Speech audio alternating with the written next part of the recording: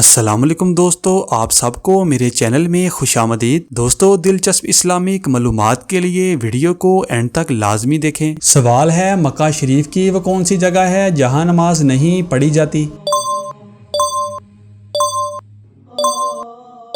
جواب، مکہ شریف میں وہ جگہ جہاں نماز نہیں پڑھی جاتی خانہ کعبہ کی چھت ہے۔ خانہ کعبہ مسلمانوں کا پہلا اور سب سے مقدس مقام ہے جہاں تمام مسلمان عبادت کے لیے آتے ہیں، لیکن اس کی چھت پر نماز پڑھنے کی اجازت نہیں ہے۔ وجہ حدیث میں آتا ہے کہ خانہ کعبہ کی چھت پر نماز پڑھنا منع ہے کیونکہ یہ مقام مخصوص ہے اور یہاں نماز نہیں پڑھنے کی تاکید کی گئی ہے۔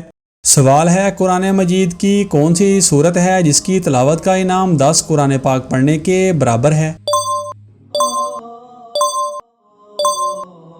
جواب، قرآن مجید کی وہ پاک سورت جس کی تلاوت کا انعام 10 قرآن پاک پڑھنے کے برابر ہے سورہ یاسین ہے۔ سورہ یاسین یہ قرآن مجید کی 36ویں سورت ہے۔ اس سورت کو قرآن کا دل بھی کہا جاتا ہے اور اس کی تلاوت کو خاص فضیلت حاصل ہے۔ بعض احادیث میں ذکر ہے کہ جو شخص سورہ یاسین کی تلاوت کرتا ہے اس کے لیے اللہ تعالیٰ کی جانب سے 10 قرآن پاک پڑھنے کا ثواب ملتا ہے۔ یہ تلاوت مومن کی دنیاوی اور آخرت کی کامیابی کے لیے بہت اہم ہے۔ سورہ یاسین میں اللہ کی عظمت، توحید، آخرت کے دن اور انبیاء اکرام کی تعلیمات کا ذکر ہے جو کہ مومن کی رہنمائی کے لیے نہایت اہم ہے۔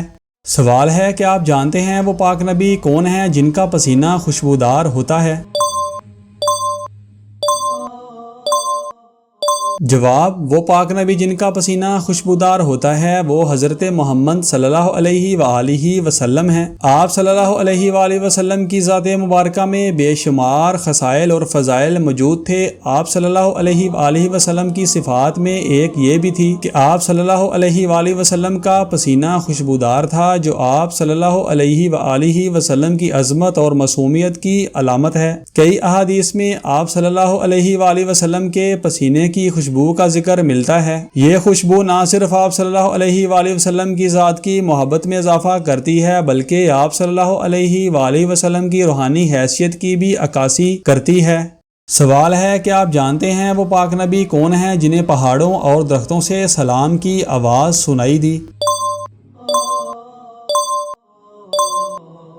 جواب، وہ پاک نبی جنہیں پہاڑوں اور درختوں سے سلام کی آواز سنائی دی وہ حضرت محمد صلی اللہ علیہ وآلہ وسلم ہیں۔ آپ صلی اللہ علیہ وآلہ وسلم کو پہاڑوں اور درختوں سے سلام کی آواز سنائی دینے کا واقعہ کئی احادیث میں ذکر ہوا ہے۔ یہ ایک ایسی نشانی ہے جس سے یہ ظاہر ہوتا ہے کہ آپ کی حیثیت نہ صرف انسانوں کے لیے بلکہ تمام مخلوقات کے لیے محترم اور عظیم ہے۔ بعض روایات میں بیان ہوا ہے کہ جب آپ صلی اللہ علیہ وآلہ وسلم کسی جگہ سے گزرتے تو درخت اور پتھر آپ صلی اللہ علیہ وآلہ وسلم کو سلام کرتے۔ یہ آپ صلی اللہ علیہ وآلہ وسلم کی نبوت کی ایک بڑی نشانی ہے جو اس بات کا ثبوت ہے کہ اللہ تعالیٰ نے آپ صلی اللہ علیہ وآلہ وسلم کو ہر مخلوق کے لیے رحمت بنا کر بھیجا ہے۔ سوال ہے، نبی کریم صلی اللہ علیہ وآلہ وسلم نے اپنی زندگی کا آخری ہفتہ کہاں گزارا؟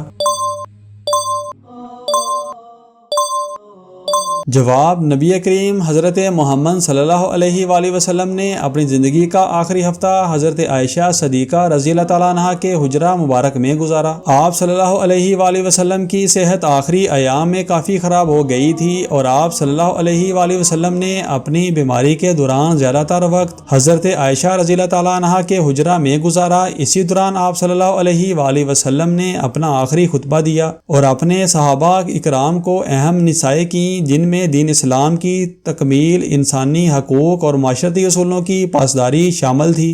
سوال ہے، لوگ جنت میں کتنی دیر سوئیں گے؟ جواب، اسلامی تعلیمات کے مطابق جنت میں لوگ سونے کی حالت میں نہیں رہیں گے کیونکہ جنت میں خواب اور نیند جیسی چیزیں نہیں ہوں گی۔ جنت کی زندگی ایک ایسی زندگی ہے جہاں خوشیاں، آرام اور سکون پایا جائے گا اور وہاں کے لوگ ہر وقت خوش ہوں گے۔ قرآن مجید میں جنت کی نعمتوں اور خوشیوں کا ذکر ہے لیکن وہاں نیند یا سونے کی حالت کا کوئی ذکر نہیں ہے۔ جنت میں انسان مکمل طور پر بیدار اور خوشحال رہے گا۔ سوال ہے، بتائیں کہ کون سے شخص کو صدقہ دینے سے زیادہ انعام ملتا ہے؟ جواب: اسلام میں صدقہ دینے کا بہت بڑا اجر اور انعام بتایا گیا ہے۔ خاص طور پر قرآن پاک اور حدیث میں بتایا گیا ہے کہ صدقہ دینا خاص طور پر اپنے رشتہ داروں، یتیموں، مسکینوں اور ضرورت مندوں کو دینے سے زیادہ ثواب ملتا ہے۔ رشتہ داروں کو صدقہ دینا: حضرت میمونہ بنت حارث رضی اللہ تعالیٰ عنہا سے روایت ہے کہ انہوں نے رسول اللہ صلی اللہ علیہ وآلہ وسلم کے دور میں ایک لونڈی آزاد کی۔ انہوں نے رسول اللہ صلی اللہ علیہ وآلہ وسلم سے اس کا ذکر کیا تو آپ صلی اللہ علیہ وآلہ وسلم نے فرمایا، اگر تم اسے اپنے ماموں کو دے دیتی تو تمہارے لیے زیادہ باعث اجر ہوتا۔ سوال ہے، قیامت کے دن عورت سے پہلی بار کس بارے میں سوال کیا جائے گا؟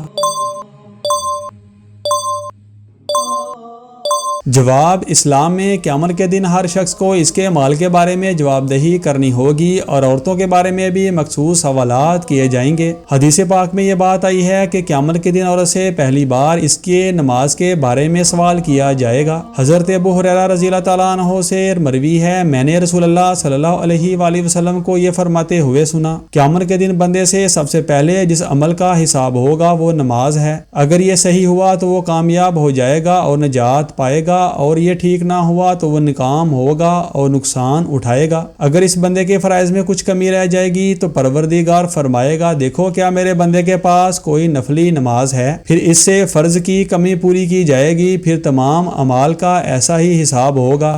سوال ہے، زیادہ پسینہ آنا کس بیماری کی علامت ہے؟ جواب: گرمیوں کے دوران بہت زیادہ پسینہ آنا کوئی غیر معمولی بات نہیں، مگر کچھ افراد میں اس کی شدت بہت زیادہ ہوتی ہے اور یہ ایک مخصوص مرض کی علامت ہو سکتی ہے۔ یہ انتباہ برطانیہ میں ہونے والی ایک طبی تحقیق میں سامنے آیا۔ برطانوی محکمہ صحت کے مطابق ہائپر ہائیڈروسس نامی عارضہ اپنی علامت بہت زیادہ پسینے کے اخراج کی شکل میں ظاہر کرتا ہے۔ اس سے پورا جسم یا مخصوص حصے جیسے ہاتھ، پیروں کے تلوے، چہرے، سینے وغیرہ پر بہت زیادہ پسینہ خارج ہوتا ہے، جبکہ باقی حصوں پر اس کا اخراج معمول کے مطابق ہوتا ہے۔ تحقیق کے مطابق ابھی یہ تو معلوم نہیں کہ کچھ افراد اس کا شکار کیوں ہوتے ہیں، بس اندازہ ہے کہ کچھ مخصوص غدود زیادہ متحرک ہو جاتے ہیں۔ دوستو، اگر آپ کو ہماری یہ ویڈیو پسند آئی ہو تو اس کو لائک اور چینل کو سبسکرائب لازمی کریں اور ان خوبصورت اسلامک معلومات کو اپنے دوستوں کے ساتھ شیئر لازمی کریں۔